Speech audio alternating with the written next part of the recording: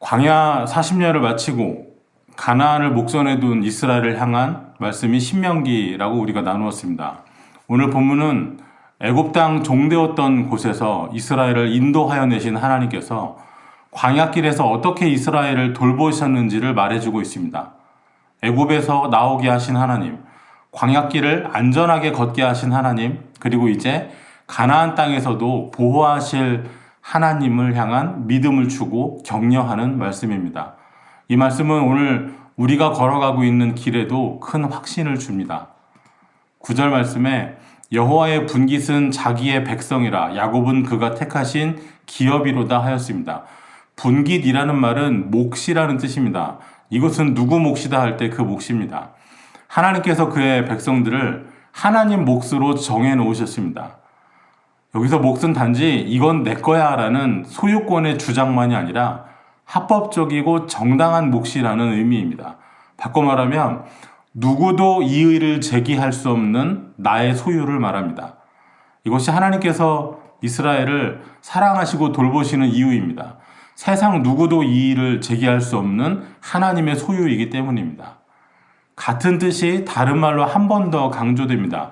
야곱은 그가 택하신 기업이로다. 기업이라는 말은 사실 두 단어가 합쳐진 말입니다. 제비를 뽑는다라는 말과 서로 나눈다라는 말이 합쳐진 말이 기업입니다. 이스라엘 백성이 가나안 땅에 들어가서 땅을 분배할 때 제비를 뽑아서 나눈 것에서 비롯된 말입니다. 이스라엘 사람들의 생활 속에서 분깃과 기업은 하나님께서 주신 땅을 두고 하는 말이었습니다. 이것은 단지 내 아버지가, 내 조상이 열심히 땀 흘려 번 것을 나에게 물려준 것이 아니라 창세기에서부터 믿음의 조상 아브라함에게 언약하시고 애굽 땅에서 종노릇 했지만 인도해 내셔서 마침내 소유하고 살게 하시는 하나님께서 주신 언약의 땅, 가나안 땅을 의미했습니다. 그래서 이스라엘에서는 땅을 영구적으로 사고 파는 행위가 존재하지 않았습니다. 땅은 근본적으로 하나님께서 창조하신 하나님의 소유이기 때문입니다. 그런데 오늘 이 백성들을 하나님께서 하나님의 분깃이라고, 하나님의 기업이라고 하십니다. 누구도 소유를 주장할 수 없는 하나님의 몫입니다. 근본적으로 하나님께서 창조하신 하나님의 소유가 바로 지금 이 말씀을 듣고 있는 이스라엘 백성들이었습니다. 이스라엘이, 좁게는 야곱이 하나님의 택하신 분깃이자 기업이 된 것은 그들이 또 그가 탁월하고 흠이 없고 하나님께서 소유하실 만한 합당한 어떤 완전함이 있어서가 아니었습니다. 오늘 본문에 굳이 야곱이라는 이름을 드러냈습니다. 이미 이스라엘이라고 했는데 야곱이라는 이스라엘의 원래 이름을 밝힙니다. 야곱이 무슨 뜻이던가요? 속이는 사람입니다. 야곱의 인생은 속임과 거짓으로 그 초반부가 쌓여져 올려 있습니다. 야곱이 그랬듯이 오늘날 이스라엘도 마찬가지였습니다. 하나님 앞에 온전하지 못했습니다. 그러나 그럼에도 불구하고 하나님께서는 찾아오시고 말씀하시며 함께해 주셨습니다. 헤아릴 수 없는, 측량할 수 없는 사랑을 베풀어 주셨습니다. 오늘 우리는 주님의 소유입니다. 예수님께서는 하나님의 아들로서 만물의 상속자가 되셨습니다. 당연히 하나님의 백성 역시 주님의 소유된 백성이 됩니다. 하나님의 사랑을 받았으나 돌아섰고 범죄하고 타락해버린 인생들이었습니다. 이런 인간들을 위해서 주님께서는 십자가의 죽으심으로 값을 치르시고 다시 한번 우리를 주님의 소유로 삼으셨습니다. 하나님께서는 그 소유된 백성들을 책임지십니다. 하나님께서는 그 소유를 소중하게 여기시고 아끼십니다. 귀중한 보화를 아끼고 잘 보존하듯이 그 사랑하는 자녀들을 양육하고 때로 훈육하듯 우리를 귀중하게 여기시며 또한 성장시켜 주십니다. 하나님의 기업이요 분깃인 이스라엘은 광야 40년 동안 굶지 않았습니다. 헐벗지도 않았습니다. 매일매일 양식을 공급받으며 살았고 광야의 여러 위험으로부터도 보호를 받았습니다. 10절에 이렇게 말합니다. 여호와께서 그를 황무지에서 짐승이 부르짖는 광야에서 만나시고 호위하시며 보호하시며 자기의 눈동자같이 지키셨도다. 광야는 말 그대로 황무지입니다. 그 황무지에서 하나님께서는 이들을 만나 주셨습니다. 호위하여 주셨습니다. 보호하셨고 지키셨습니다. 하나님의 지극한 사랑과 배려가 없었다면 이스라엘은 광야에서 멸망하였을 것입니다. 마치 눈동자같이 지키셨다 하셨습니다. 가장 쉽게 다칠 수 있는 약한 부위가 눈동자이죠. 정말 소중한 신체 부위입니다. 하나님께서 그 백성들을 최우선으로 조심스럽게 극진히 돌보신 것입니다. 이것은 임마누엘에 대한 설명이기도 합니다. 하나님께서 만나 주십니다. 이스라엘이 먼저 스스로 하나님을 찾은 것이 아니라 하나님께서 먼저 찾아오셔서 만나 주셨습니다. 호위해 주셨습니다. 가는 발걸음 넘어지지 않게, 쓰러지지 않게 누구도 해하지 못하도록 호위하셨습니다. 그 가시적인 증거가 불기둥과 구름기둥이었습니다. 보호해 주셨습니다. 밤의 추위로부터, 낮의 더위로부터, 광야의 온갖 위험으로부터 지켜주시며 보호하셨습니다. 이것이야말로 임마누엘이 나타났을 때 그 은혜가 구체적으로 어떤 것인지 보여주는 사례라고 할 수 있습니다. 주님께서는 저와 여러분을 만나 주셨습니다. 세상 끝날까지 함께 하신다고 약속해 주셨습니다. 보혜사 성령님께서 오셨습니다. 광야에서 이스라엘이 누렸던 임마누엘의 은혜는 오늘 우리에게 계속되고 있습니다. 오늘 우리의 발걸음이 어느 때보다도 더 광야 같습니다. 그러나 이 말씀을 다시 한번 기억하고 붙잡으며 힘을 얻었으면 좋겠습니다. 오늘도 하나님께서는 우리를 찾아주시고 만나주고 계십니다. 저와 여러분을 호위하고 계시고 보호하고 계십니다. 하나님께서 어떻게 돌보셨는가 독수리를 생각하면 더 깊이 피부에 와닿게 알 수 있습니다.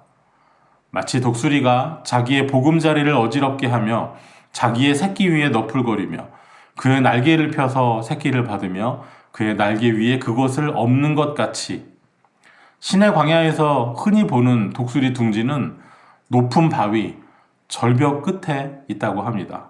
험하고 높은 자리에 둥지를 틉니다. 위험해 보입니다. 그러나 그곳이 오히려 독수리에게는 편하고 안전한 곳입니다. 그래서 어미는 절벽 끝에 둥지를 걸쳐 놓는다고 합니다. 11절 말씀은 독수리가 새끼 독수리를 어떻게 날게 하는지 그 훈련의 과정을 보여줍니다. 보금자리를 어지럽게 합니다. 둥지를 나서지 않고는 못 견디게 만드는 것이죠. 위에서 날개를 너풀거립니다. 움직이지 않으려고 하면 둥지 안에 계속 웅크리려고 하면 바람으로 날려버릴 듯이 쳐낼 듯이 날개를 너풀거립니다. 새끼 독수리는 등을 떠밀려서 둥지를 떠나지 않으면 안 됩니다. 아직 서툴러서 힘이 부족해서 떨어져 죽을 것 같으면 날개를 펴서 새끼를 안전하게 받아내는 모습이 11절에 묘사되어 있습니다. 이 과정을 통해서 연약한 새끼 독수리는 강하고 튼튼하게 하늘을 날고 하늘을 차지하게 됩니다. 이것은 하나님께서 이스라엘을 하나님의 백성답게 양육하시기 위해서 광야에서 사랑과 공의로 훈련시키셨음을 설명해 주는 말씀입니다. 오늘 우리가 있는 자리가 독수리의 둥지처럼 위험한 곳에 있어 보일 수도 있습니다.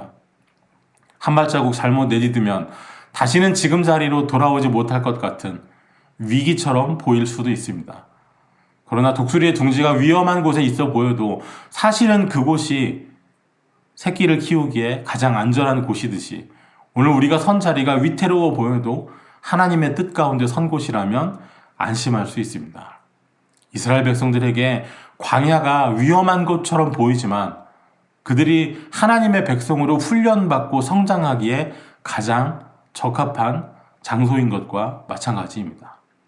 오늘 내가 선 자리가 위험해 보여도 더 안락하고 편안하고 안전한 곳에 있지 않더라도 원망하지 말아야 할 것은 하나님께서 우리를 인도하신 지금 이곳이 우리에게 가장 적합한 곳이기 때문입니다.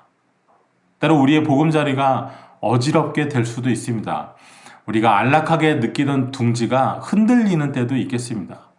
작고 어린 독수리 위에 어미의 날개가 너풀거려서 금방이라도 둥지에서 떨어질 듯한 그런 위험처럼 우리의 삶이 흔들리고 위험에 노출되는 때가 있겠습니다. 외부에서 위기가 닥친 것이 아닙니다. 세상의 풍파에 시달리는 것이 아닙니다. 어미가 아비가 직접 보금자리를 어지럽게 하고 직접 날개를 너풀거려서 더 이상 둥지에 있지 못하게 하는 것입니다. 하나님께서 우리에게 이렇게 하실 때 왜 나의 둥지를 어지럽게 하시는가? 왜 나의 터전을 흔드시는가? 너무 서운해하지 않으셔도 되겠습니다. 성장해야 하는 때이기 때문입니다. 자라서 이제는 날개를 펼쳐야 할 때가 되었기 때문입니다. 우리를 미워하시기 때문이 아닙니다. 둥지를 나서야 날 수 있기 때문입니다. 보금자리를 나선 차갑고 무서운 하늘로 나선 새끼 독수리를 그 어미가 아비가 돌봅니다. 받아냅니다. 끝내는 날개 만듭니다. 자기의 힘으로 날아오르고 사냥을 하고 자신의 태어난 바 본질에 충실한 삶을 살도록 도와줍니다. 애굽에서 태어나고 노예로 평생 살던 이들을 광야로 이끄셨습니다. 광야의 이스라엘이 얼마나 애굽을 그리워하던가요? 거기서는 음식도 다양했다고, 어디 죽어서 묻힐 데가 없어서 광야까지 우리를 끌고 나왔냐고 많이도 원망했었습니다. 그러나 돌아가고 싶다고 해서 돌아갈 수 있는 애굽이 아니었습니다. 이스라엘은 애굽을 떠나야 했습니다. 더 이상 거기서 종으로 살아서는 안 되었습니다. 이제는 애굽의 종이 아니라 하나님의 종으로, 하나님의 사람으로 서야 했기 때문입니다. 하나님의 소유된 백성으로 변화하기 위해서 애굽이라는 자리를 떠나야 했습니다. 또한 광야에서 태어나고 살아온 출애굽 2세대는 이제 광야를 떠나야 하는 때가 됐습니다. 평생 만나를 먹으며 의복, 신발 한 번 떨어지지 않는 광야 생활이었습니다. 심을 필요도 없고 땀 흘려 일할 필요도 없는 그런 곳이 광야였습니다. 다른 민족, 다른 사람들이었다면 살아남을 수 없는 광야였지만 하나님께서 호위하시고 보호하심으로 눈동자같이 지켜주셔서 안전하게 걸어올 수 있었습니다. 그러나 이제 광야에서의 생활을 끝내야 할 때가 됐습니다. 이제 만나를 그만 먹어야 할 때가 다가오고 있습니다. 가나안에서는 더 이상 만나가 내리지 않습니다. 새벽에 나가도 없습니다. 안식일만 아니라 평일에 나가도 없습니다. 가나안에서는 하나님께서 주신 땅의 소산을 먹어야 하기 때문입니다. 가나안은 텅 빈 진공 상태가 아니었습니다. 이방 민족에 살고 있었고 칼을 들고 싸워 이겨서 그들을 몰아내고 언약하신 땅을 차지해야 했습니다. 출애굽 2세대들에게는 광야가 오히려 둥지 같고 보금자리 같은 곳입니다. 그러나 이제는 광야를 떠나서 요단을 건너야만 합니다. 이제는 만나를 그만 먹을 때가 되었습니다. 새끼 독수리가 날아야 하듯 보금자리를 떠나야 하듯 이들도 자라야 하고 광야를 떠나 요단을 건너 가나안에 입성해야 하기 때문입니다. 우리의 삶의 자리가 하나님의 손에 의해서 어지럽게 될 때 이 말씀을 기억하시기 바랍니다. 여호와께서 홀로 그를 인도하셨고 그와 함께한 다른 신이 없었도다. 애굽을 탈출하고 40년을 광야에서 굶지 않고 오히려 힘있게 성장한 것은 오로지 하나님의 은혜였습니다. 다른 신은 없었습니다. 지금까지 이스라엘을 만나주시고 호위하시고 보호하신 분은 오로지 하나님 한 분뿐이셨습니다. 이것은 하나님의 주장이 아니라 이스라엘이 직접 경험한 사실이었습니다. 이 사랑을 받은 사람들이 곧 증인인 것입니다. 애굽에는 여러 신들이 있었습니다. 분야별로 말하자면 카테고리가 나눠져 있어서 필요에 따라 찾아가고 재물을 바쳐야 하고 능력을 구하는 우상이 신들이 따로 있었습니다. 생수가 물이 필요할 때 찾아야 하는 물을 주관하는 신전이 따로 있었고 풍족한 양식이 필요할 때 찾아가서 제사해야 하는 우상이 따로 있었습니다. 앞으로 들어갈 가나안도 마찬가지입니다. 하늘에서 내리는 것은 어떤 우상이, 또 땅에서 자라는 것은 또 어떤 우상이, 바다에서 일어나는 모든 일들은 또 어떤 우상이, 저마다 영역이 있고 분야가 있었습니다. 그러나 이제까지 이스라엘이 경험한 대로 여호와 하나님 단 한 분께서 이 모든 일을, 이 모든 보호를 다 행하여 주셨습니다. 택하시고 소유 삼으시고 찾아와서 만나주시며 호위하시고 보호하셨습니다. 종되었던 애굽 땅에서 인도해 내셨습니다. 홍해를 마른 땅으로 건너게 하셨습니다. 반석에서 물이 터져나와 마셨고 하늘에서는 만나가 내리고 메추라기가 내려앉았습니다. 하늘에서 내리는 양식도 하나님께서 주셨고 땅에서 터져나오는 생수도 하나님께서 주셨고 바다가 갈라지고 그 아래 맨 땅을 건넌 것도 하나님께서 행하신 일이었습니다. 이 말씀은 이스라엘을 향한 하나님의 요구사항이기도 합니다. 홀로 인도하셨고 다른 신이 없었도다. 그러하니 가나안 땅 들어가거든 거기서도 하늘과 땅을 주관하는 여호와 하나님 한 분만을 의지하고 살라, 이 말씀입니다. 이 사실을 직접 경험한 사람들에게 이제 요단을 건너 들어가서 이 사실을 결코 잊지 말아야 함을, 증인으로 살아야 함을 요구하시는 것입니다. 이 말씀을 우리에게 적용하고 싶습니다. 첫째는 우리가 그리스도의 것임을 알아야 하겠습니다. 이스라엘이 하나님의 분기시요 기업이듯이 우리도 또한 그러합니다. 하나님의 아들이신 예수 그리스도께서 만물의 상속자가 되셔서 우리를 소유로 삼으셨습니다.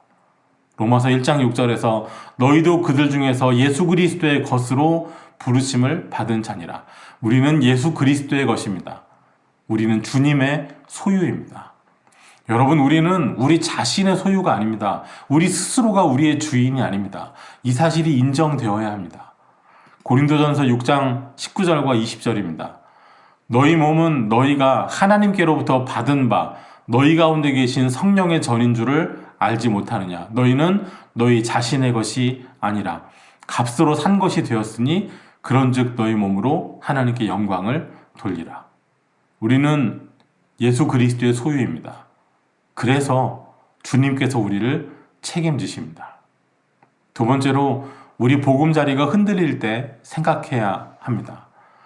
우리가 안락하게 여기고 편안하게 여기던, 따뜻하게 여기던 머물던 곳이 더 이상 편하지 않고 흔들릴 때, 그때가 바로 우리가 성장해야 하고 날아올라야 할 때가 아닌가 살펴야 합니다. 말 그대로 보금자리가 어지러워집니다. 떨어져 죽을 것 같습니다. 그러나 이때 필요한 것이 믿음입니다. 하나님께서 보금자리를 어지럽게 하시는 것이라면 우리는 하나님의 계획을, 그 손길을 신뢰해야 하겠습니다. 보금자리를 할지라도 떠날 수 있어야 합니다. 안주하는 마음을 버려야 합니다. 가르침을, 훈계를 받으며 일어나야 합니다. 훈련이 필요합니다. 그렇지 않고서는 날 수 없습니다. 온전한 성도로 서기가 어렵습니다. 독수리 새끼가 어미를 통한 훈련을 받아야 하듯이 우리는 하나님의 훈계나 가르침을 받지 않고 살려는 생각을 접어두어야 합니다. 그래야 그 속에 부어주신 은혜가, 은사가, 능력이 드러납니다. 둥지를 떠나지 않은 새끼 독수리가 날지 못하듯이 신앙의 훈련과 훈계를 받지 않은 신자는 성도다운 삶을 살아내기 어렵습니다. 새끼 독수리에게는 이미 날개가 있었습니다. 날 수 있는 때가 됐습니다. 성도에게도 이미 신앙적인 날개가 있고 날아야 하는 때가 되었을 때, 그가 여전히 둥지에만 머무르고자 한다면 그때 보금자리가 어지럽게 됩니다.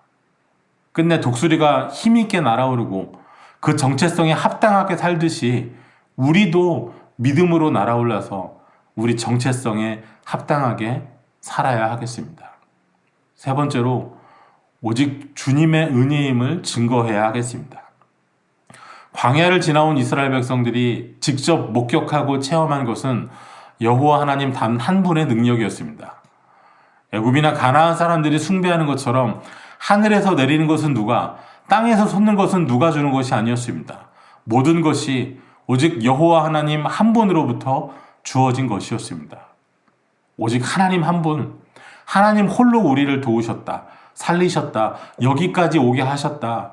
이것이 광야를 떠나서 요단을 건너서 가나안으로 들어가는 하나님의 분기시요 기업된 백성들이 잊어서는 안 되는 것이며 증거해야 하는 사명이었습니다. 오늘 우리가 우리의 광야길을 마치고 새로운 장으로 들어갈 때, 또 우리의 보금자리가 송두리째 흔들리는 것 같고 어지러울 때 끝까지 믿음으로 인내하며 평안을 가지고 주님께서 주신 새로운 장으로 훈련 가운데 들어갈 수 있어야 하겠습니다. 그리고 이 모든 것이 우리의 우리 된 것이 나의 나 된 것이 오로지 주의 은혜임을 자랑도 하고 증거도 해야 하겠습니다. 내가 선천적으로 뛰어나서 된 것이 아니라 때마침 기발한 생각들이 떠오르고 적절할 때 시기를 잘 잡고 운이 뒤따라서 된 것이 아니라 오로지 은혜임을 고백해야 하겠습니다. 이스라엘이 애굽을 안전하게 탈출하고 광야를 손상 없이 지나서 마침내 가나안 땅을 차지하게 된 것은 그들이 뛰어나서가 아니었습니다. 내가 잘 날아서 원래부터 내가 뛰어나고 날 수 있는 독수리였기 때문에 안전했던 것이 아닙니다. 내가 강해서 가질 수 있었던 것도 아니고 내가 훌륭해서 척박한 곳 지나면서도 살아남은 것이 아니었습니다. 이게 다 내가 무슨 준비를 잘해서 그때 나를 도운 사람이 있어서 그때 행운이 따라서가 아닙니다. 오로지 하나님 한 분이 우리를 살리시고 도우셨음을 깊이 깨닫고 감사해야 하겠습니다. 오늘 말씀은 이스라엘이 누구인지 그 정체성을 보여줍니다. 이스라엘은 하나님께서 택하시고 만나주시며 보호하신 하나님의 소유된 백성들이었습니다. 광야의 독수리가 어린 새끼를 양육하여 마침내 창공을 나르는 힘찬 독수리가 되게 하듯이 하나님께서 그 백성들을 양육하십니다. 이제 날아야 할 때가 되었을 때 보금자리를 일부러 어지럽게 하고 하늘로 등을 떠밉니다. 잘 못하면 떨어지면 받아주십니다. 이 말씀에서 우리가 누구인지 어떤 삶을 살아내야 할지 생각하면 좋겠습니다. 우리는 하나님께서 창세 이전부터 택하신 사람들입니다. 주님께서 우리를 만나주심으로 우리는 구원과 영생을 얻었고 예수 그리스도의 것으로 거듭났습니다. 우리가 성도로서 신앙적인 날개를 펴고 날아야 할 때 우리를 보금자리를, 우리 서 있는 자리를 어지럽게 하시기도 합니다. 그러나 믿음을 가지고 나아가면 연약하고 부족한 우리를 채워주시고 받아주시며 인도하여 주실 줄 믿습니다. 우리가 주님의 것이기 때문입니다. 기도하겠습니다. 하나님 감사합니다. 우리를 택하시고 만나주시며 십자가 사랑으로 그리스도의 소유가 되게 하셨습니다. 주님의 소유된 우리들이 오니 눈동자같이 지켜주시는 은혜를 날마다 입게 하여 주시옵소서. 주께서 우리의 보금자리를 어지럽게 하실 때, 우리의 등을 떠밀어 전진하게 하실 때 믿음을 가지고 순종하며 한 걸음 더 십자가 가까이 나갈 수 있는 용기를 주시옵소서. 우리가 우리 된 것이 오로지 주의 은혜의 힘을 깨닫고 고백하며 증거하게 하여 주옵소서. 예수님 이름으로 기도하옵나이다. 아멘.